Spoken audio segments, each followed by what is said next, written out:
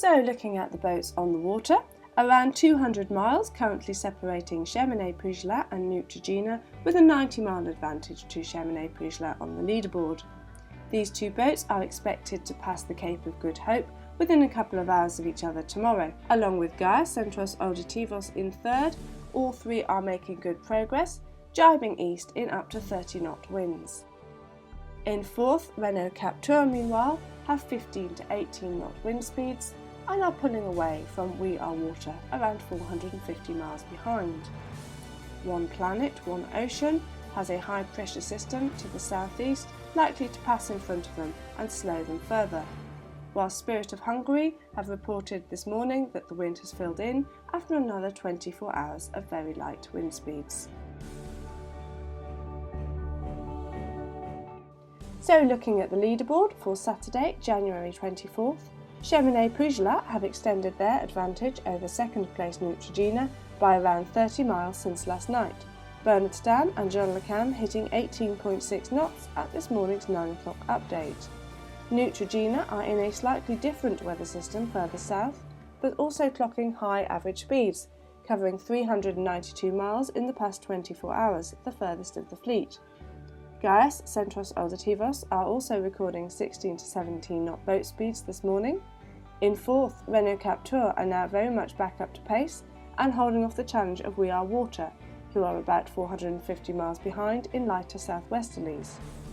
One Planet, One Ocean in sixth have moderate pace with around 10 to 12 knots of wind speed, whilst Spirit of Hungary reported this morning they had just sailed into better pressure after 24 hours of 5-knot averages.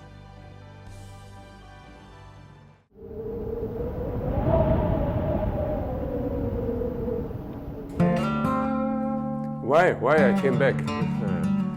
The question is that why I stopped.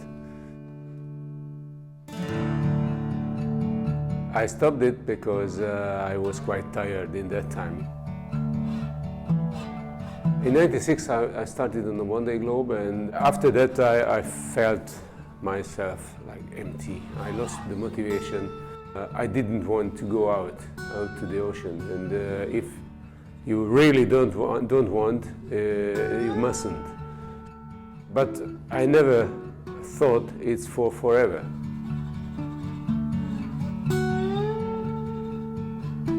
In 2008, at the One Day Globe start, I was really motivated to start again.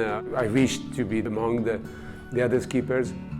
I was really fascinated about the Imoca 60-footer boats. I had a boat in my brain and in my vision. I wanted to make a drawing, make a design which is really me.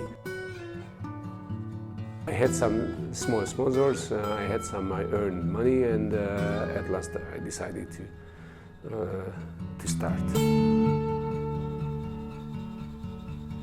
I love the ocean, I love the sea, out in the nature, far away, weeks and months far away from the land, which is a really tough situation. The satellites and the guard above you, the 6,000 meters below you, surrounding, there is not a single island in weeks of sailing. So it is a fantastic situation, just sit in the sunset and having a cup of tea and thinking. We are the guests there, and we can survive only if we are not in the wrong place in the wrong time. So it's our job to avoid the problems somehow and sailing as safe as possible. It's very fascinating to see the chart, how I progress, how the others are progressing. So it is a fantastic thing. So all together, this is a big package. That was the motivation. I wanted to come back and do it again. I want to make a correct, well-finished course, which I would say, okay, Nandor, that was good. It was a good job.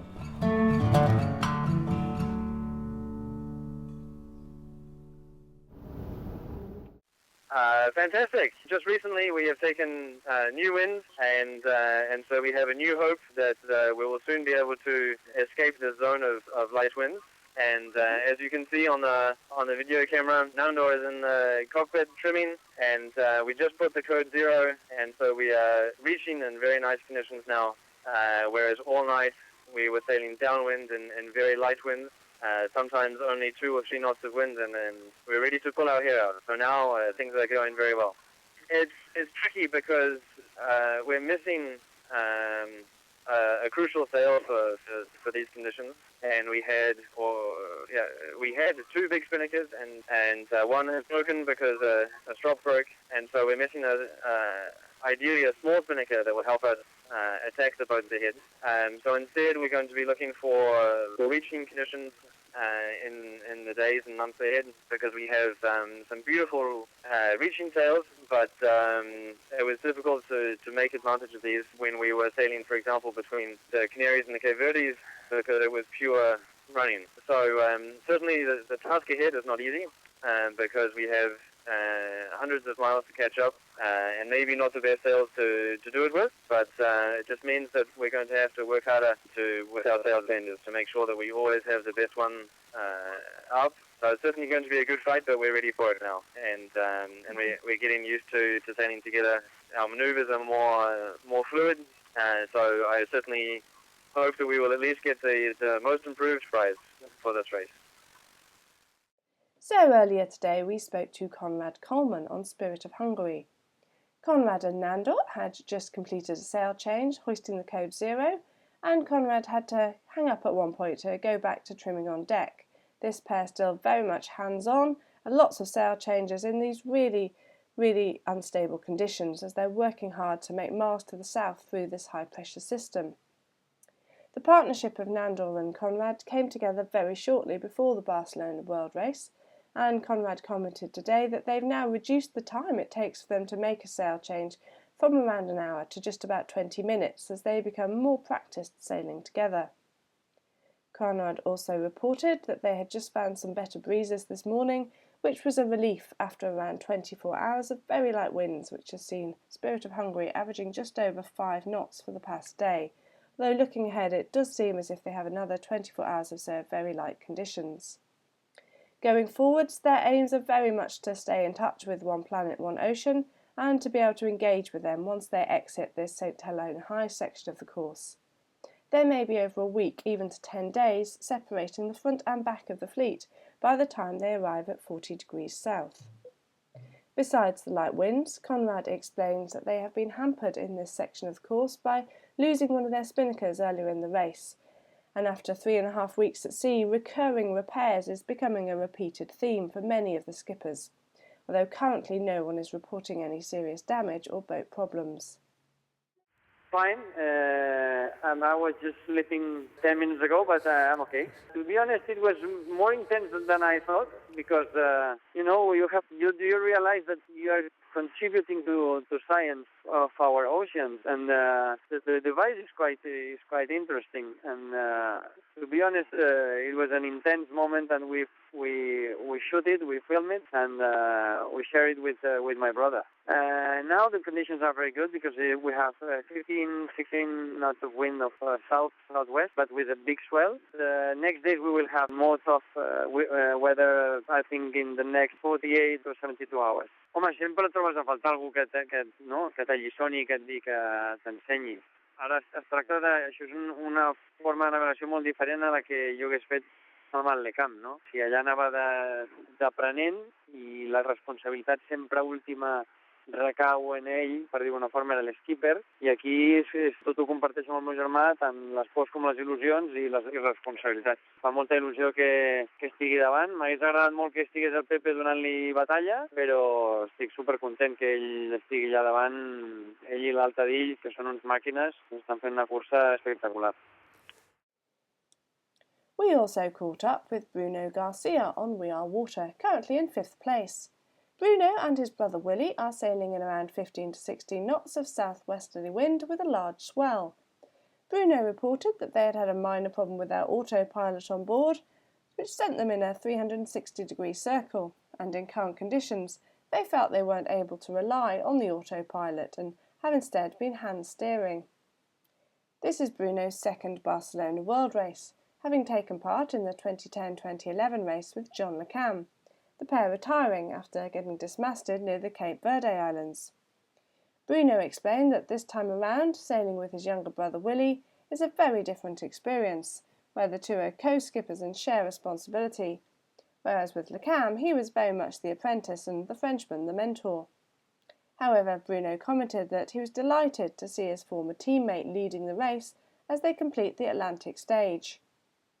Le Cam and Bernard Stam on Cheminée-Pujolas are expected to pass the longitude of Cape Hope tomorrow, just a few hours ahead of second-place Neutrogena, who should round the first of these great capes later tomorrow afternoon. Situation of the boat on the Barcelona World Race today. The two leaders are very close to the door of Indian Ocean. They will be in 24 hours. Tomorrow at midday they will pass Cap up, and a little advantage for Cheminée-Pujolas is still in the very northwest, really important, with gust close to 35 knots, and Neutrogena in the south with a little less wind, but the progression between the both boats will be very close, maybe only 3 or 4 hours difference to the door of Indian Ocean. About Gaes, still in a really good speed, is close to 28 knots speed this morning, with a southwest wind, very fresh wind, because around 25, 30 knots speed, so a really good progression. It will be 24 hours behind the two leaders at the gate of the Indian Ocean. About Renault Capture, they are in less of wind, only south on the influence of the high pressure, south wind around 12 knots speed, so good progression, but not so fast, of course. It's the same for We Are Water, and less wind for One Ocean, One Planet, just under the influence of the high pressure.